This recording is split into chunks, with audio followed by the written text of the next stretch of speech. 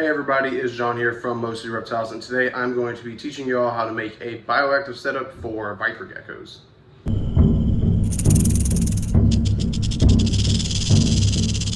So if you don't already know, viper geckos, also called carrot tail geckos, are a small species of gecko found in Iran and Pakistan.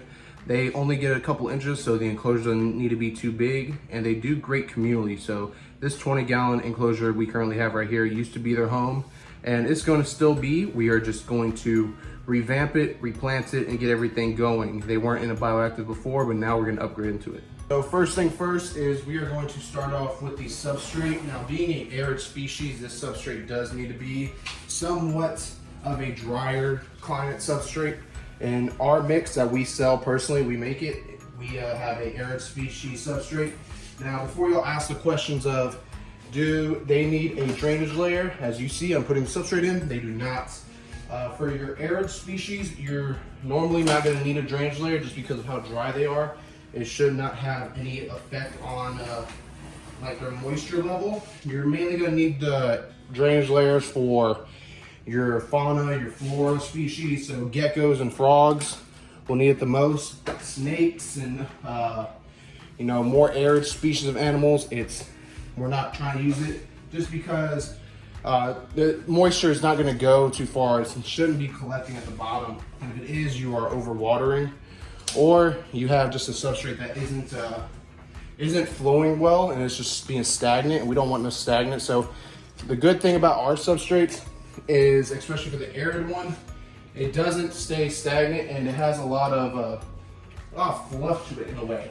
You know, it's good for species that bury eggs or do any type of fossorial species, and it does real well with holding humidity when we need it, and when it's also good for more of a just keeping things right in a way. We use this substrate a lot for our bearded dragons, our viper geckos. We're gonna smooth it out right here. I don't need too much now. See, it stays relatively firm. There's no water coming out of it. I can poke holes, I can do things in it, and that's kind of what we want. So I'm going to go to about a couple inches for our viper geckos. They like to dig from time to time, and they also, when they bury their eggs, so I'm going to go a couple inches into the substrate. So substrate's all in. Next thing we're going to move into is the plants. For our plants, we use more of the arid type of species.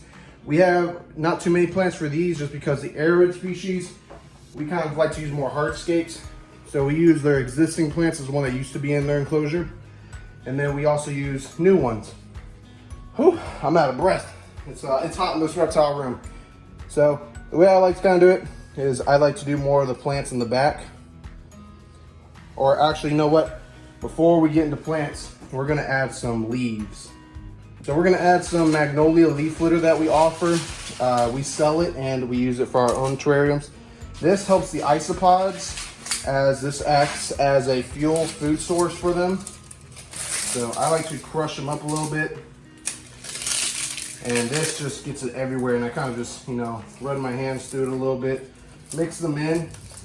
This will act as a food source for your isopods.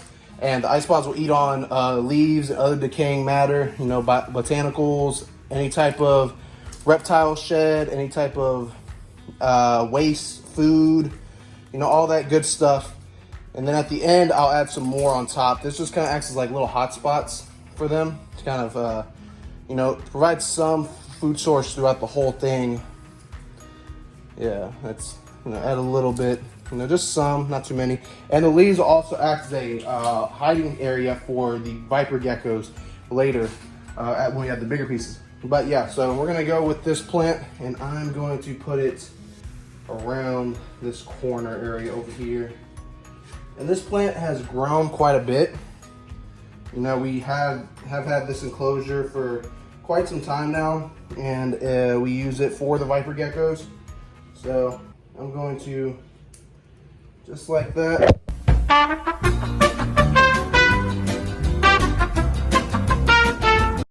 Sorry, we had some technical difficulties. But yeah, I'm gonna do it just like that. That will just be like, a little accent plant. Doesn't do much of like coverage or anything, but most of the coverage will come from the cork and all those type of you know, additives. This next one, I'll keep it over here. We'll do like a front coverage plant. This one's been in there for a little bit. It's kind of dying, but we've had it in here for about a year. So that'll just act as a little accent plant as well. Again, the plants when I use for arid setups, they don't do a whole lot necessarily for the setup itself, but more it's or that's for the setup, but more the coverage with the cork and stuff. So this one has all this on it. I'm going to take it off. So I have a bin under here, but yeah, and then you can also separate them just like that. I didn't really want that to happen, but we'll go with it. You know, just kind of break all that off. And now I'll keep these plants kind of right here. Yeah, I like that. That, again, not too many plants. I'm not adding a whole lot for them. Now I'm gonna move on to the hardscape.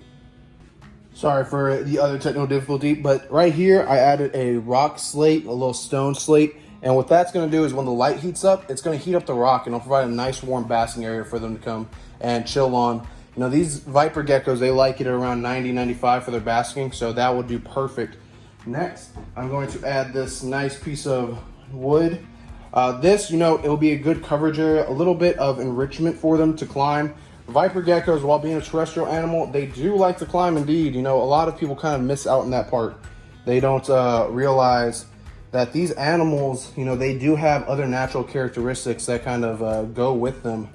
And, you know, it's just something that we should kind of work towards and providing a little bit more. This will give them areas to climb up here, you know, some different textures. They can hide behind here. Right here could be a little hide for them. You know, that's a good little area right there. You know, then we're gonna move on to our cork bark. So I like to use things like these cork tubes, little like, this is technically a tube in a way.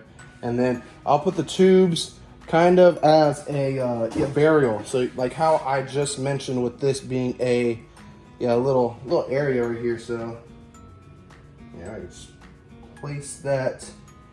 And look, right there, we have a hide, a naturalistic hide, kind of buried a little bit.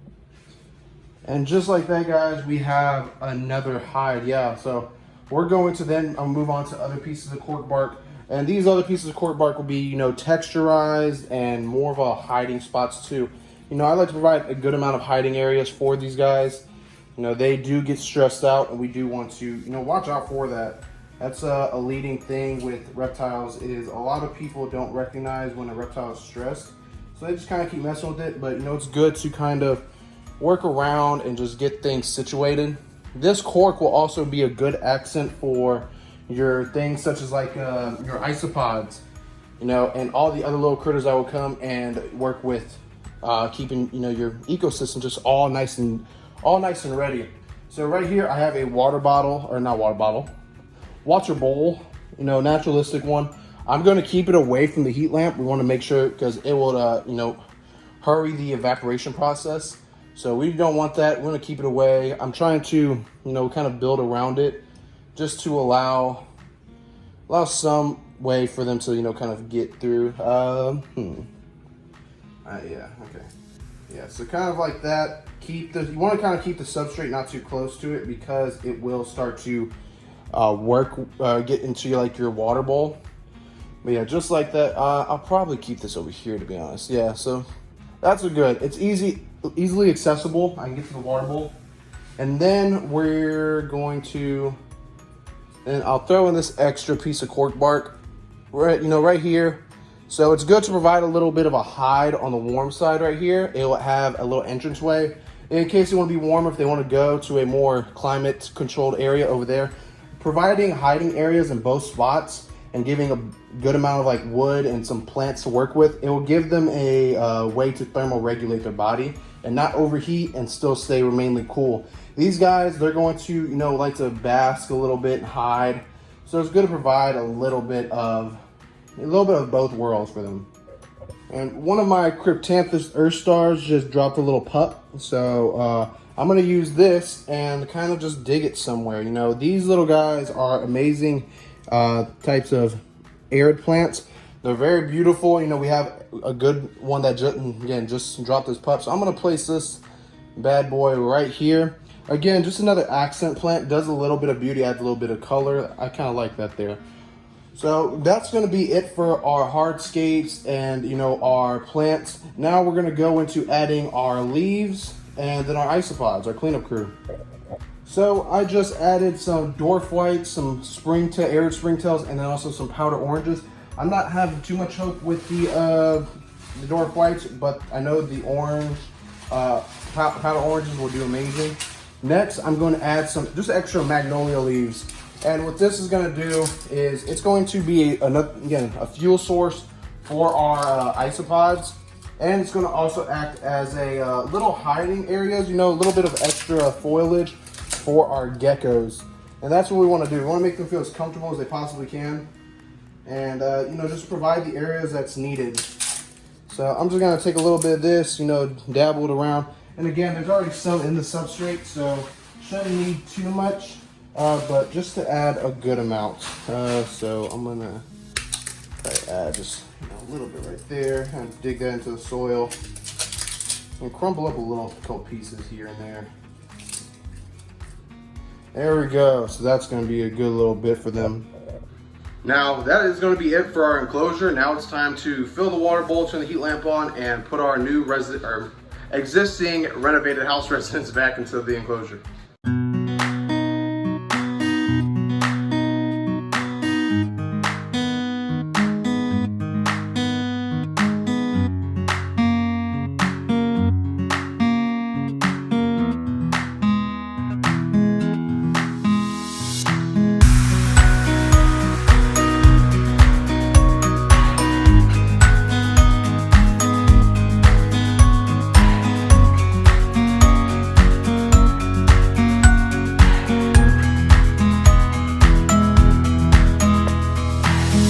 But that is it, guys. Our pair of Viper geckos, Kevin and Veronica, are now in their new renovated homes. I am sweating profusely. Oh my god. But I think their enclosure came out pretty good. I really like it a lot. We used our substrate that we're now going to start trying to offer to the public. So if you're interested, definitely message us. We have flora, a fauna substrate, and then also one for the arid species and the snake species. So definitely message us. We sell botanicals and isopods and also some amazing animals. But thank y'all for watching. Check out other social medias on TikTok, Facebook, Instagram. Make sure you subscribe and leave a like on this video. Comment down below what you think, how it went, and what other animals you want to see a bioactive enclosure for. Again, thank you very much, and we'll catch you next time.